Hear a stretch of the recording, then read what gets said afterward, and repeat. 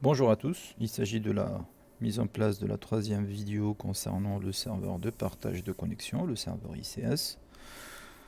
À travers donc cette vidéo, nous allons activer l'IP forwarding, c'est-à-dire le routage et la translation d'adresses, permettant à notre client qui a obtenu pour l'instant un bail DHCP automatiquement de la part de notre serveur et qui arrive à résoudre des noms, que ce soit en local ou à l'extérieur, d'aller sur Internet, hein, de naviguer, de traverser la machine ICS pour pouvoir envoyer des paquets et les recevoir en HTTP, HTTPS éventuellement, en utilisant d'autres protocoles. Euh, la démarche est la suivante, donc il va falloir transformer notre serveur ICS en routeur. Pour ce faire, sous Linux, c'est très simple. Il faut savoir qu'il y a un fichier qui se trouve dans proc 6net IPv4, hein, le dossier IPv4, et ce fichier, c'est le fichier IP forward. Ce fichier qu'on va éditer, hein, pour regarder son contenu, et on remarque qu'il ne comporte qu'une seule ligne, qu'un seul caractère, qu'une seule valeur qui est égale à 0.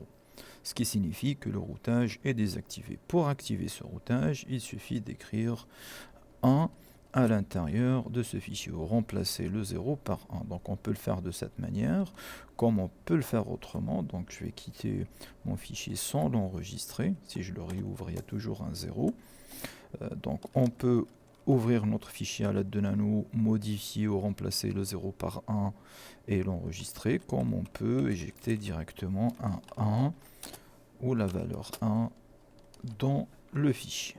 De cette manière, echo 1 avec le chevron supérieur qui permettra d'écrire cette valeur dans ce fichier. Donc si on regarde le contenu du fichier, que ce soit avec nano ou 4 éventuellement, on voit qu'on a bel et bien un 1. Donc le routage est activé.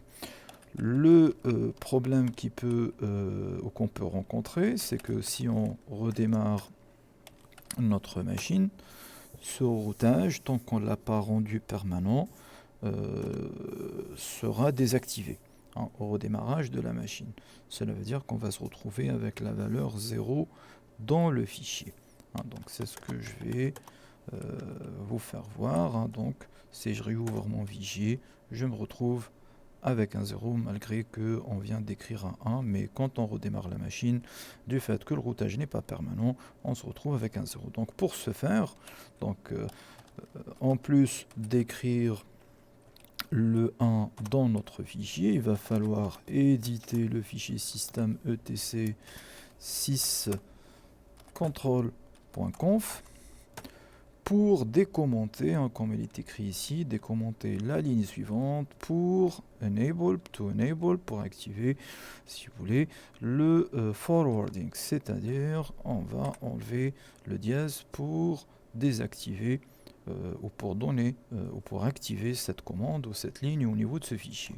Donc on l'enregistre et cette fois-ci, si on reboot notre machine,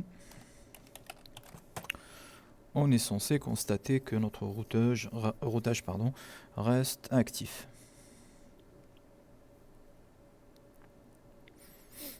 La machine redémarre. Si on reprend notre nano, bon, j'aurais pas dû faire ça, je redémarre.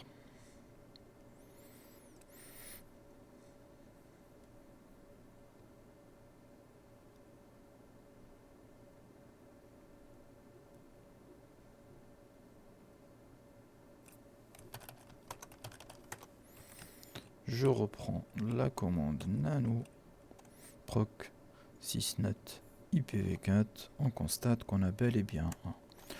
En plus de cette manip, il va falloir mettre en place le NAT, le Network Address Translation, permettant à toutes les machines du réseau local de sortir sur Internet en faisant cette notion de translation d'adresse privée en adresse publique, ce qu'on appelle aussi la notion de mascarade, que toutes les adresses IP du réseau local sortent avec une seule adresse IP. On va se baser sur l'utilisation de la commande iptables.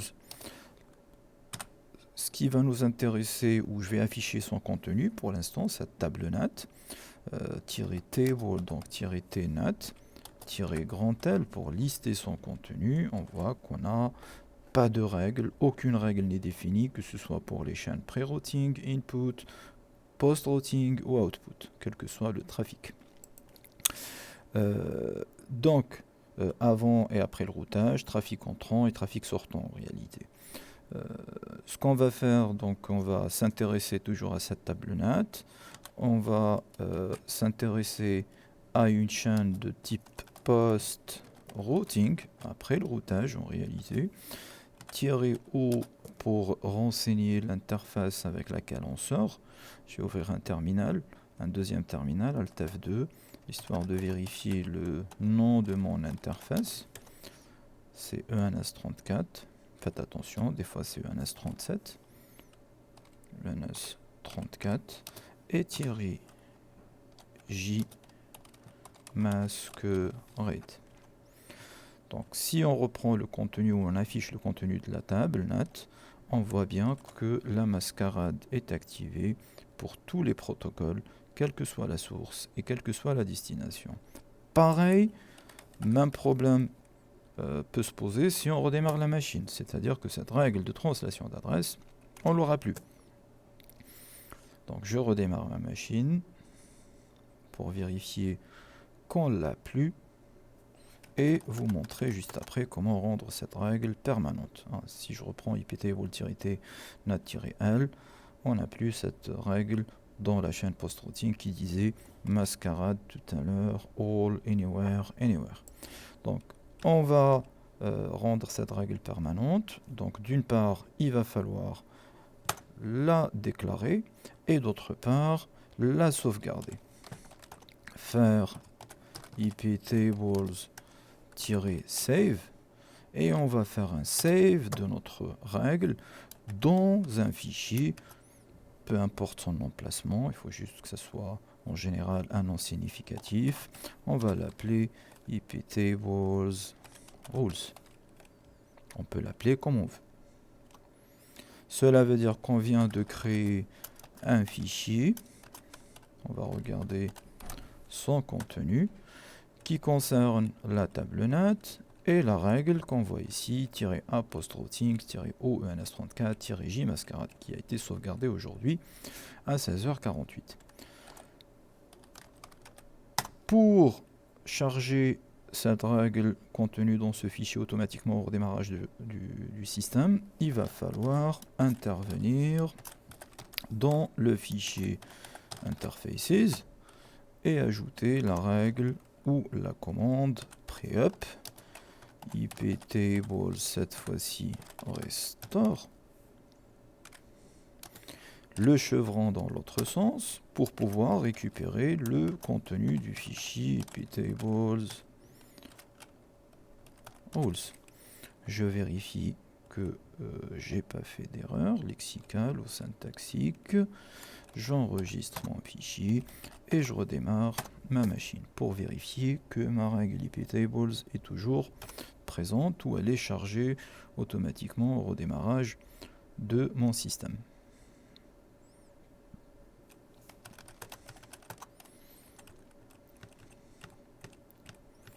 -tnat-l et on voit bien que la mascarade est bel et bien activée.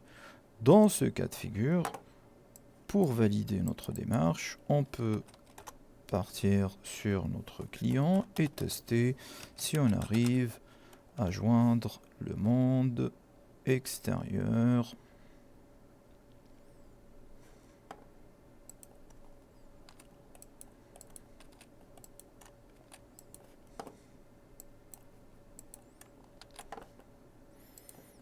Je vérifie encore une fois mon routage. Je vérifie que ma machine ping à l'extérieur, que mon routage est bel et bien activé.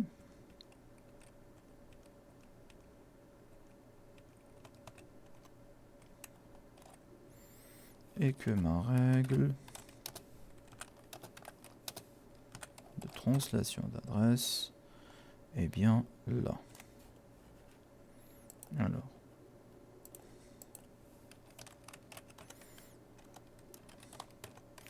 on vérifie qu'on ping notre passerelle.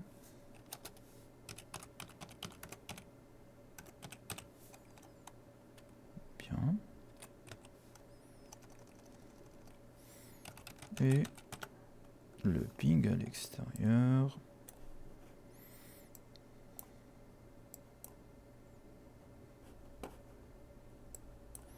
Pas de retour.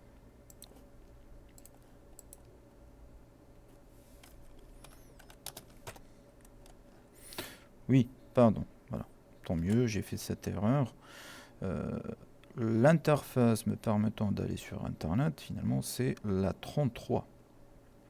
D'accord? Donc, ce qu'on va faire, celle qui est connectée à Internet, j'ai fait une petite erreur et ça arrive, et tant mieux. La carte connectée à Internet, ou celle qui nous permet d'aller sur Internet, derrière laquelle on doit activer la mascarade, et la MNS33. Donc, on va faire un flush de la table IP tables et on va corriger notre fichier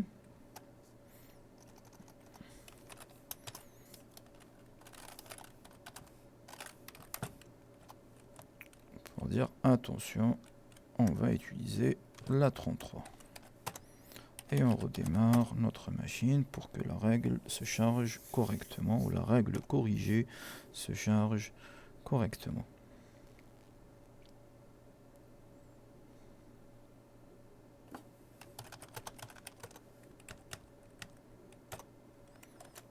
On repart sur le client pour tester si on arrive cette fois-ci à sortir en passant par notre routeur. Et c'est le cas. Donc à ce stade, je lance mon navigateur.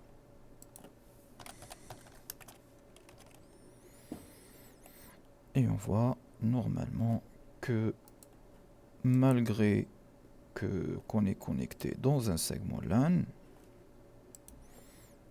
le serveur ICS ne permet de le traverser et d'aller sur Internet en nous offrant donc un service DHCP, une résolution de nom parce qu'on a mis en place le DNS et le routage ainsi que la translation d'adresse. Donc c'est ce qu'on a en réalité au niveau d'une box.